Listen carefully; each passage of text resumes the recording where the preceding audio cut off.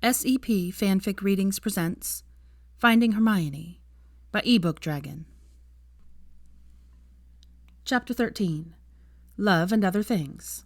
Sunday, November 11th. Seeking Love. Saturday's Parents' Day out at Hogwarts brought some exciting developments. 2 former enemies joined together for a friendly game, and a long-awaited relationship was revealed.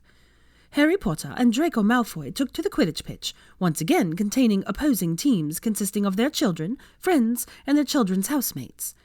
The 2 reprised their roles of seekers, while Ginny Potter, née Weasley, former chaser of the Holyhead Harpies, equipped herself with an all-female chaser crew, consisting of Hermione Goyle and Florence Zabini, housemates of her son James Potter. Rounding out the Potter team was Blaise Zabini as keeper. James Potter, Scorpius Malfoy, and Drake Knott gave the ladies a run for their money as chasers for the Malfoy team. Gregory Goyle acted as the team's keeper. When asked about the lack of beaters and bludgers, Hermione Granger stated that since the children were so young, and this was just a friendly game between friends, the use of bludgers was deemed too risky. The game started out with a blur of movement as Scorpius Malfoy snagged the quaffle, and quickly scored a goal in an impressively fast bout of flying that we have come to expect from the Malfoy men. Scoring stayed fairly even throughout the game, as both sides used speed and cunning to score. The Seekers were then hovering above the pitch watching the game, and talking animatedly to one another.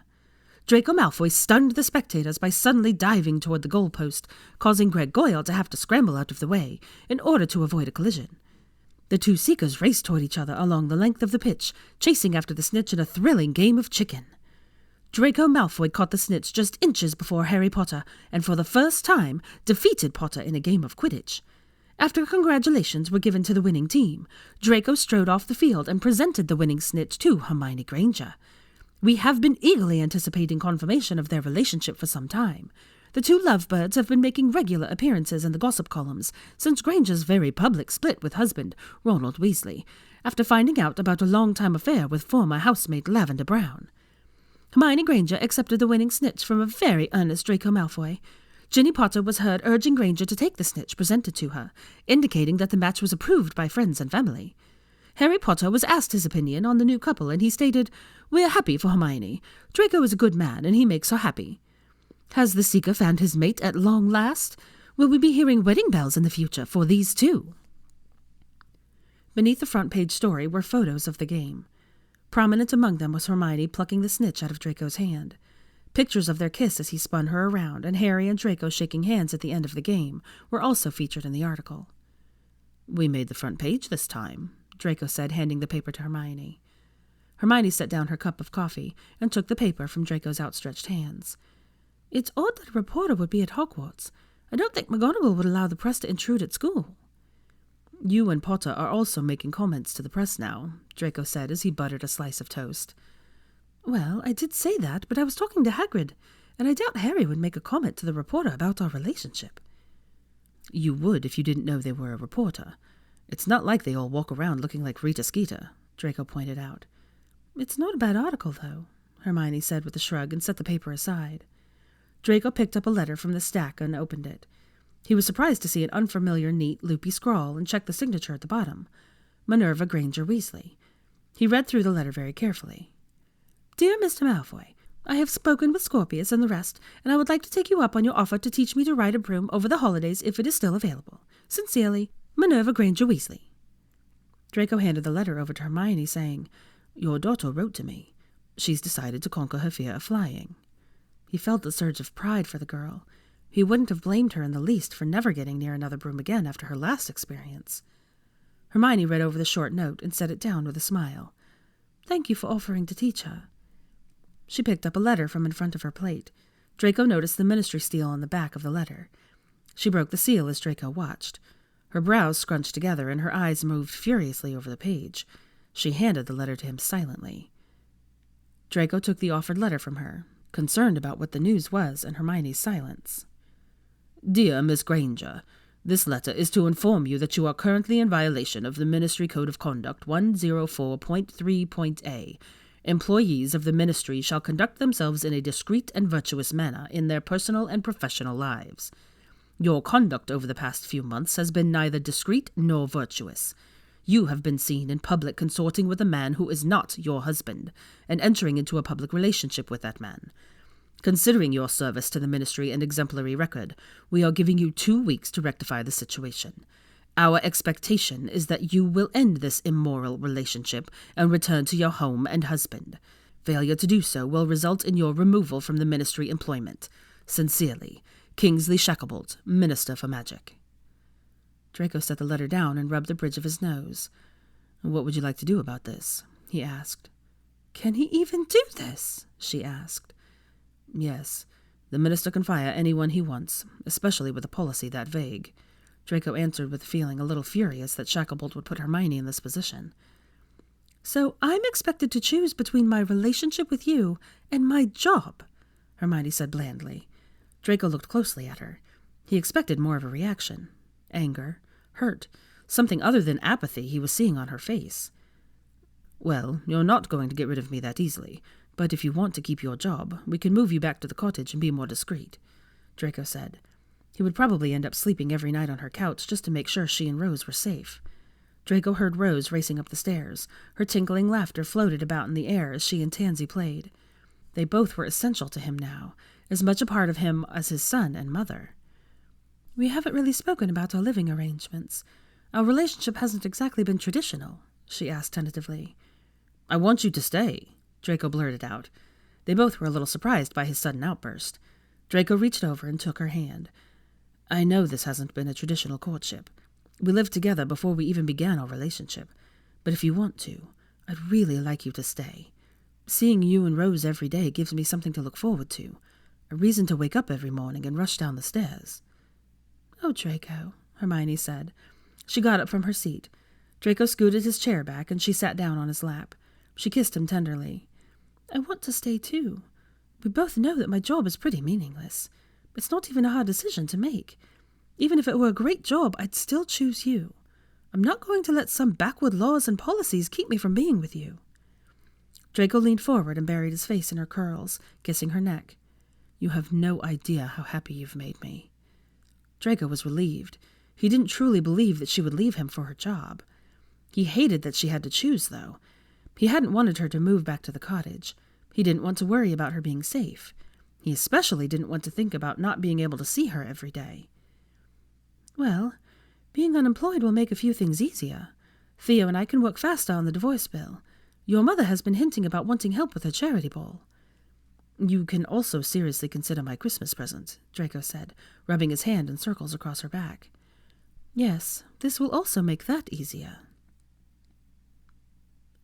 Draco took Hermione and Rose out to dinner that night in Diagon Alley. Hermione wanted to gauge public opinion of their relationship in the wake of the article. If people empathized with her and supported their relationship, they would support her as she tried to create divorce laws. La Familia was a new Italian family restaurant that opened up on Diagon Alley, directly across Weasley's Wizard Wheezes, seeking to draw in families as they came out of the joke shop. Blaise recommended it, and Hermione had been dying to try it out. They were given a seat by the window and watched as people walked by outside. Dinner was interesting. The waitress, a young witch fresh out of Hogwarts, appeared very nervous to be serving them. She stuttered and stammered while taking their order, almost dropped the breadbasket in Draco's lap, and forgot their drink order. She was almost in tears when she had to come back and tell them that the kitchen was out of ossobuco. The young witch finally calmed down when Rose started to regale her with flying stories. By the end of the meal, the witch gained enough confidence to tell Hermione that she hoped she was able to get a divorce, because everyone deserved a chance at happiness. They took a stroll down Diagon Alley after dinner. The three of them were subject to curiosity among the witches and wizards out and about that evening. They received glares of open censure from some, mostly from the older generation. Draco pulled Hermione to him for a scorching kiss just to rile the old cougars up. What surprised him were the cheers and wolf whistles he heard around them. Some he knew came from the direction of the joke shop. Younger witches smiled and whispered to one another as they walked by. Rose wheedled Draco and Hermione into stopping for ice cream before they returned home. Before they walked inside, Draco overheard a conversation between a woman and boy standing in the front window. "Mom, can we get some ice cream?" the boy asked. Draco noted the look of tired resignation on the woman's face. This was not a witch who had an easy time of it. The robes of her and her son were shabby and threadbare in places. Their shoes were battered and scuffed. The boy looked to be around Rose's age, and he had an expression of such intense longing that Draco found painful to see. "I'm sorry, Jake. We just can't afford it. the woman responded tiredly. The boy hung his head and took his mother's hand. They started to walk away. Draco just couldn't stand the look of dejection from the boy or the failure he saw in the woman's face. He squeezed Hermione's hand and walked over to the mother and son. "Excuse me, ma'am. My family and I would be honored if you would join us for ice cream." The woman looked up at him, startled, and, he thought, perhaps a little fearful. That's very, kind of you, sir. We wouldn't wish to be an imposition on you and your family, but thank you for your offer."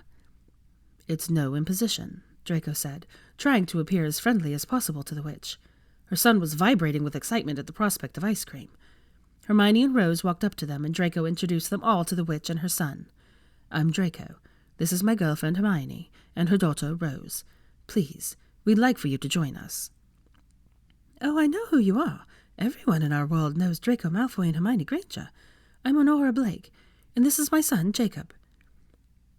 Draco ushered the group inside the ice cream parlor before the woman could change her mind and try to refuse him again. The children, of course, had a difficult time deciding. Jake had a particularly difficult time. Draco thought it might be because the boy thought this was going to be the only time he was ever going to taste ice cream, and he didn't want to choose wrong. Finally, after sampling every interesting flavor, the children had their sundaes and the adults had their own bowls of ice cream. Draco spooned a bite of his favorite chocolate ice cream with caramel swirls into his mouth.